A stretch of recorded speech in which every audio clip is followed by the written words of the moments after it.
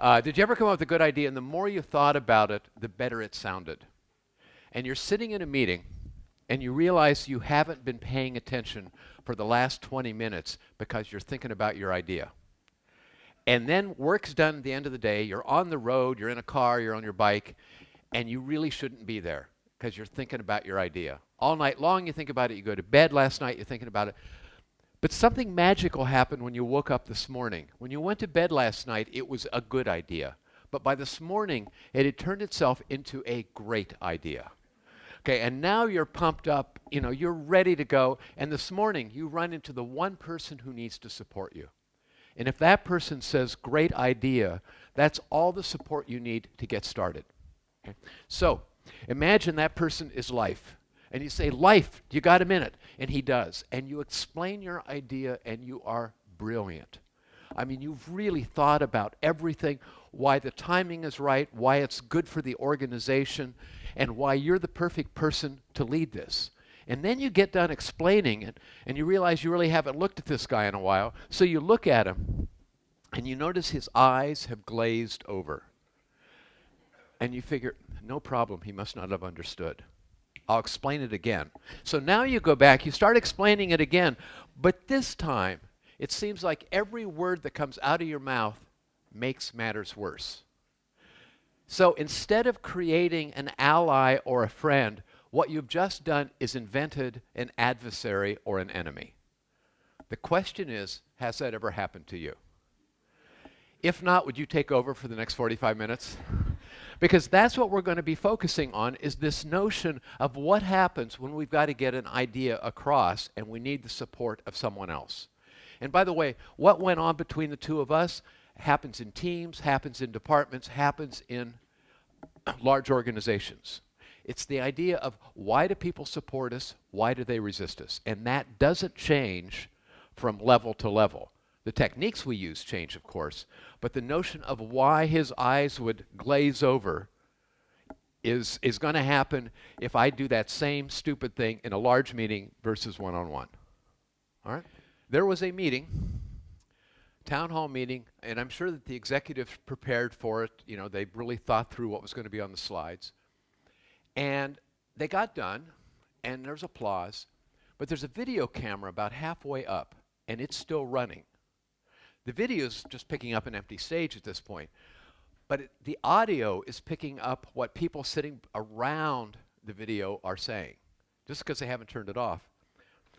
And there's this one woman who says, well, now that wasn't too bad, was it?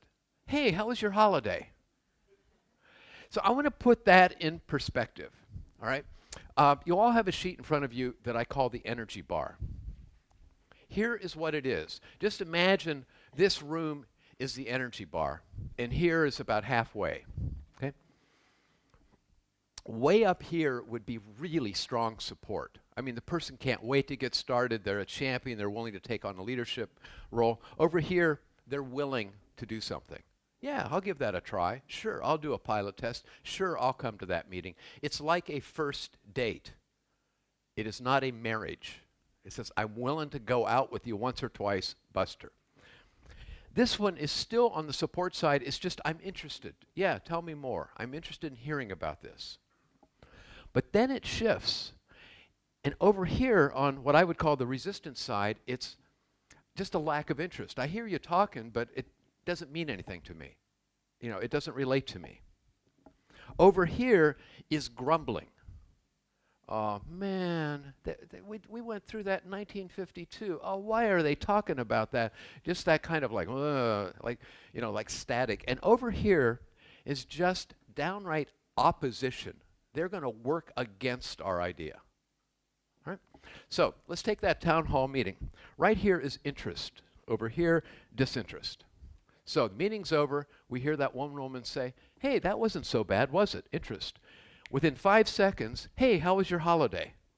The interest went from interest to disinterest in less than 10 seconds. Now imagine if she wasn't the only person in the room where that happened. That would be important feedback to have.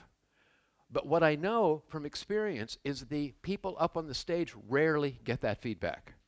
In fact, what will happen, imagine we're all the planners of that meeting, you know, and I say to you, oh, hey, great job on your part of the presentation. And you go, well, thank you very much. Your slides were good. In fact, slide number 450, that was a wonderful slide.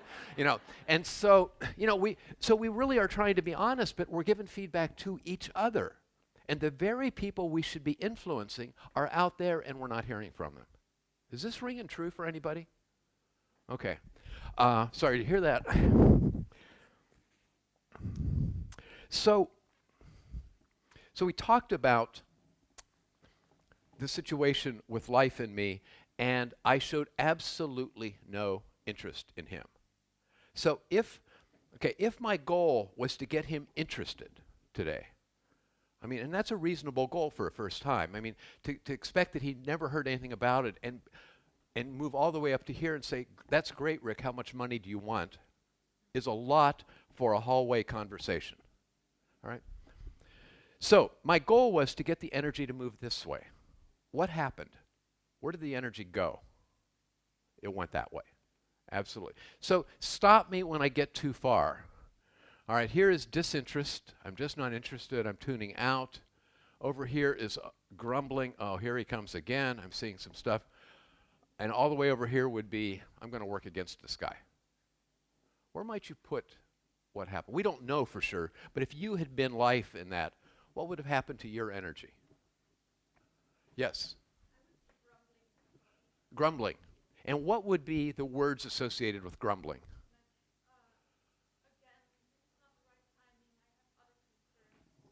Okay. Oh, man, this isn't the right timing. I have other concerns. All of that.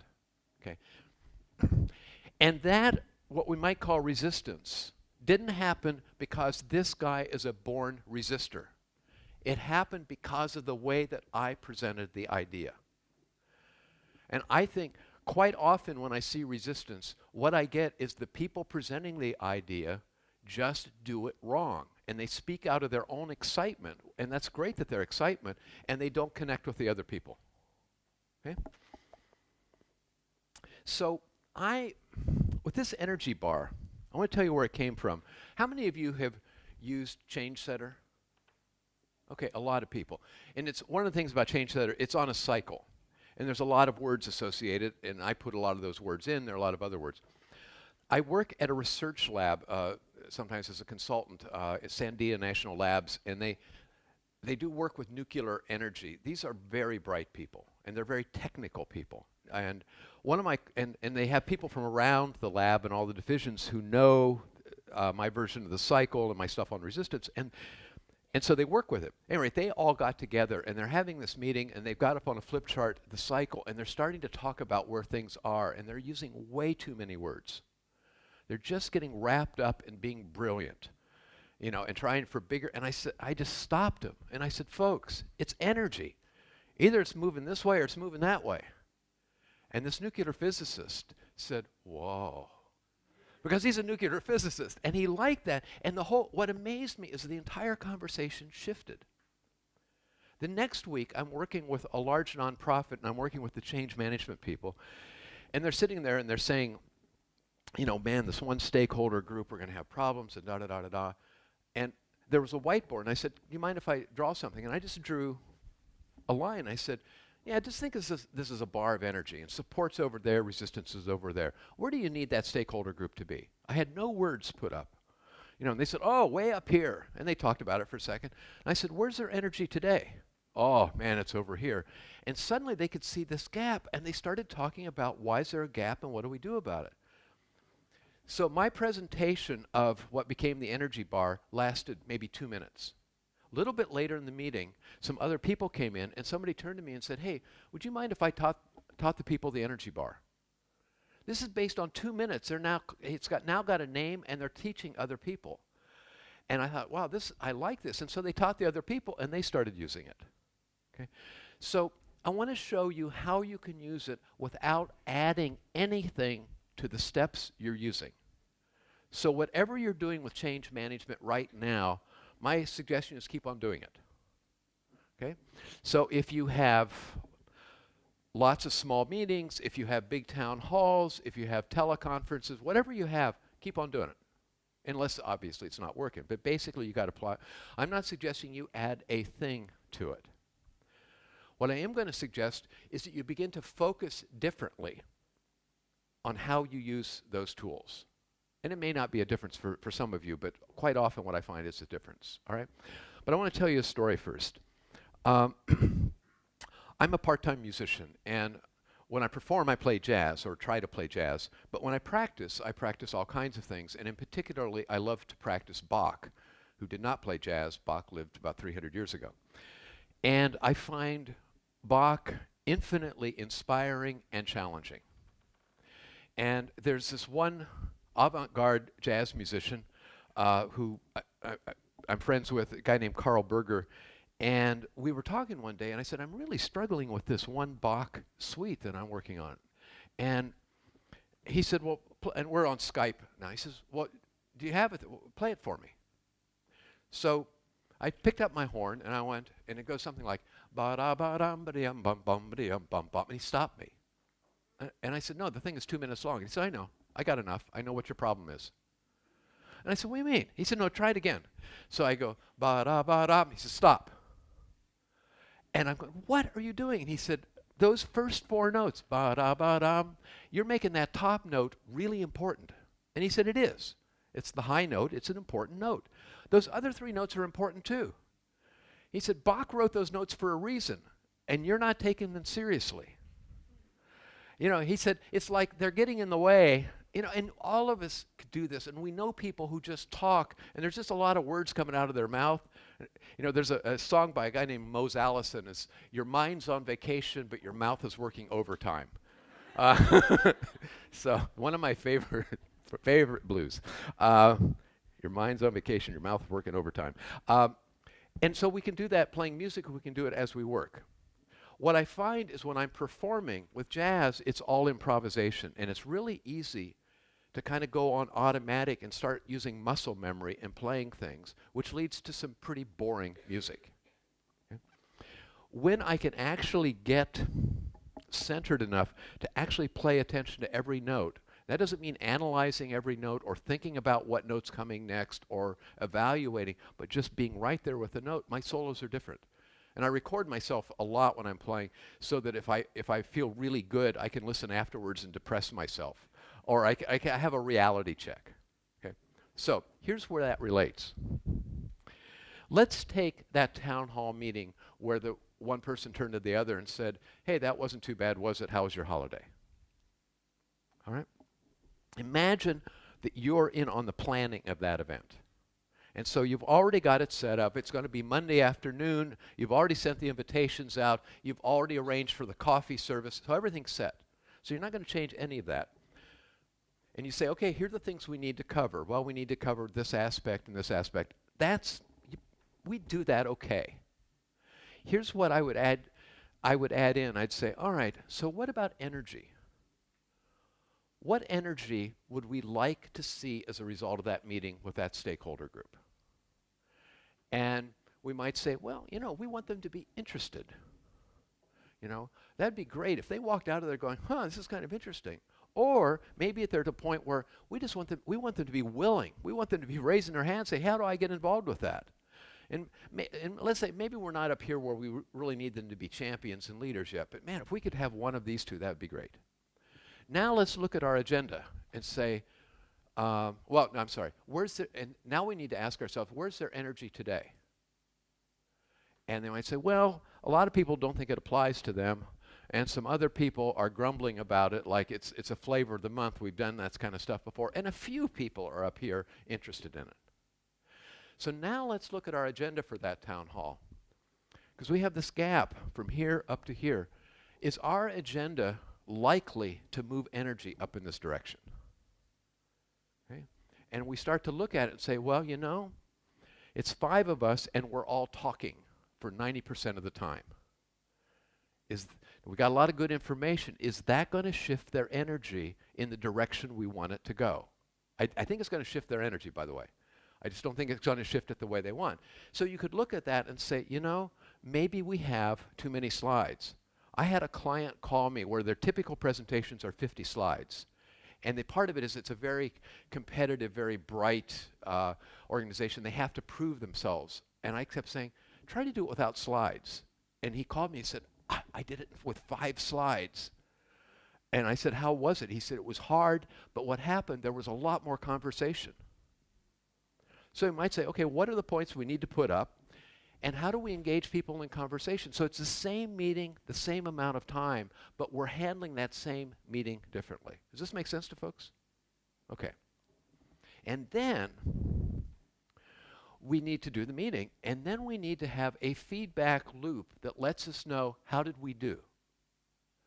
Because in the example I used before, we're all congratulating each other, and that's a problem. So how will we know that energy shifted? The example I like to use is a bathroom scale. Every morning I get on my bathroom scale, and in 9 seconds it tells me what I weigh. Unless, of course, I don't agree, and then I push it around the floor until I find the place that I like, which we do with feedback we get in organizations. So, no, this is legitimate here from that person, yeah, because they've been here for 2 days. All right, so let me ask you. You've just done this town hall meeting. How could you get feedback quickly? Quickly is the word here. If I got on the bathroom scales every 6 months, because I'm due to now do my 6-month evaluation of how I'm doing, that's really not enough. How will I know if that meeting shifted energy or not? I'd really like to hear some, actually no, I wouldn't like to hear some examples. Talk to your new best friend, 2 minutes. What could you do quickly to get a read on how it went over? Okay? So 2 minutes, go.